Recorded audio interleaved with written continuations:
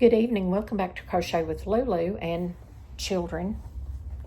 Notice I'm back where I've started from. Oh, I am sitting here with the babies today. I've had company, and so I'm spending some quality time with these babies.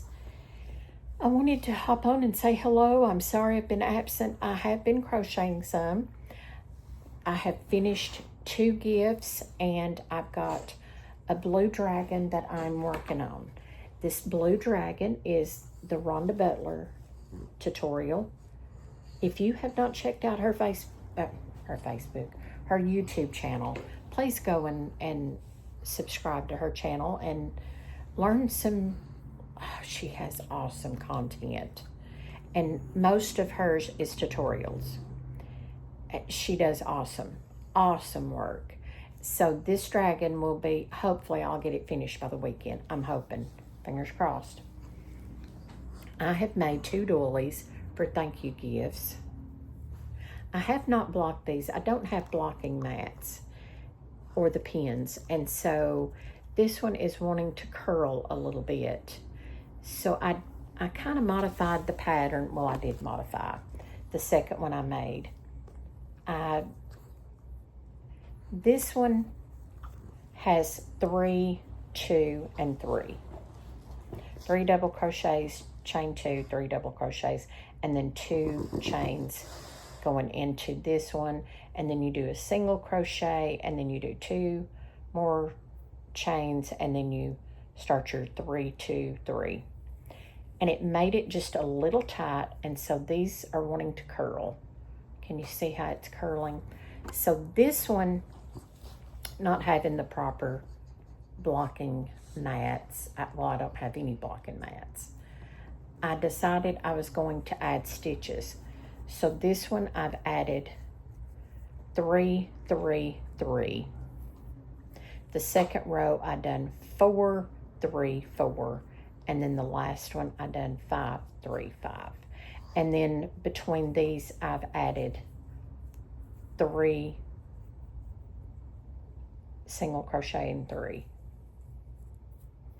And it's not curling like the other one, because some thread, some of this is really fine and some of it is just a little bit thicker. It's like with yarns, you know, some yarns will say it's a 4 weight and it's very thin, very splitty. It's the same with the crochet thread. I'm sure those of you that have used the crochet thread a lot understand what I'm talking about. Some is fine and thin, and some is a little bit thicker. This is just a little thicker than this. But I'm real pleased with this. I don't even have the book the pattern came out of. I had screenshot because I was going back and forth to the nursing home to visit my mother a few years ago, and I would take the thread usually in my purse and my hook in case I was there for a while, and a pair of scissors, and I didn't want to carry a book. So I screenshot the pattern, and I'm thankful I did because the screenshot was still on my phone. The pattern came out of, and I may be getting it, it's either Magic Crochet or Crochet Magic magazines. They were very popular for a while. They quit publishing them, and it's a shame because they are awesome. They have the written pattern for those of you that like to follow patterns. They have the diagram for those of us that love diagrams, and they have the color picture which shows what the finished project looks like.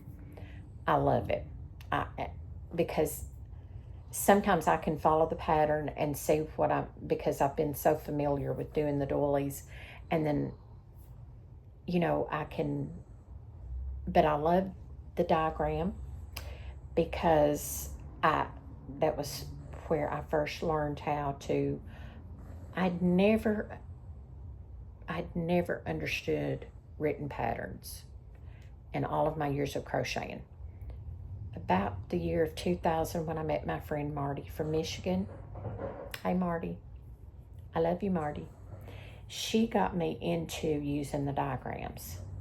And I have loved diagrams ever since.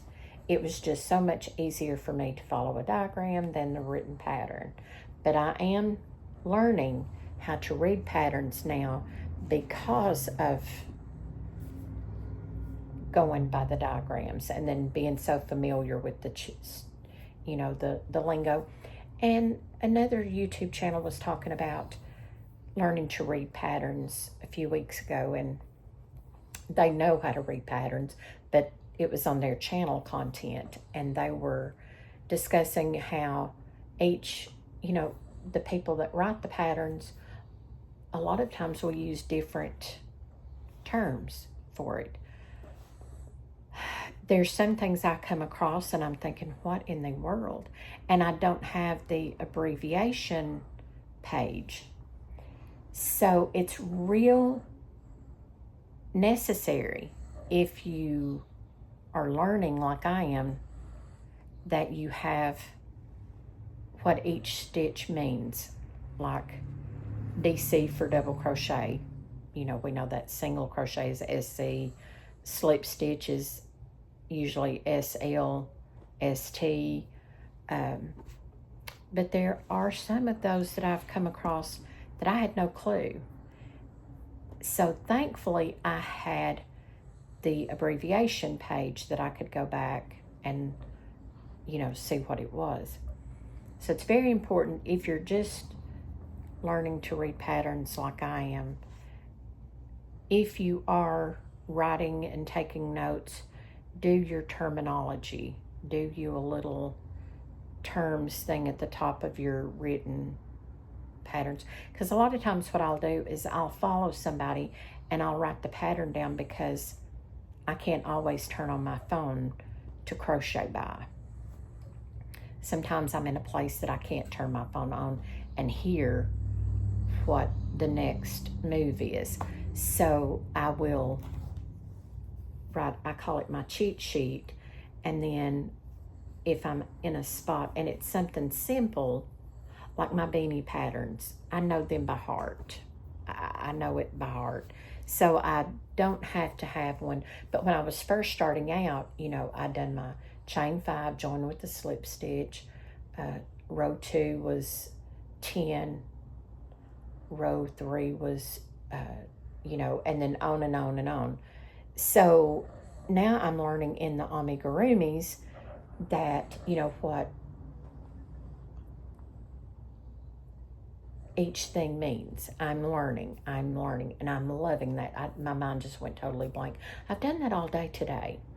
I don't know if it's because there's so much going on and my mind's going in so many different directions, but I'll be in the middle of a story and lose my whole train of thought. But, like I and C is an increase or DEC is a decrease. So now I'm learning all that. Before I would have had no clue. And like what's in parentheses, and if you repeat that, and I'm learning 59 and I'm learning. I still don't know what I want to be when I grow up. Anyways, I hope everyone's had a wonderful week. I hope you have a wonderful weekend, and I hope you're doing fun projects. Christmas extravaganza's coming up in July, so stay tuned. I will have, I'm hoping to do, my goal is to do a video every month. Every day. See, my thought process. I'm hoping to do a video every day. October, I have a craft fair coming up with my 2 best friends again. It will be at a different location. The Quilt Guild in our local hometown is having this craft fair this time. Before it was the Veterans Building. This one will be at a local community building, and it will be through the Quilt Guild. So I'm hoping that there will be, so many people coming in to see the quilts that the rest of us will do well with our projects that we've made. So tune in next time for more Crochet with Lulu. As I said, I'm just over here spending quality time with my little babies this evening because I had company and they were just sort of, you see an ear. We've enjoyed our porch sitting today, but it got a little too warm to stay out for very long, so they have a big ginormous bowl of water out there, which they're so funny. They typically, when they've got a fresh, clean bowl of water, they put their little, I call them their hands, and they splash water, and then it becomes muddy, and there's water everywhere. So they have fun with their bowls of water outside. But it's about time for them to be fed. They're telling me they're hungry, and I'm going to close this video. I hope you have a wonderful rest of the week.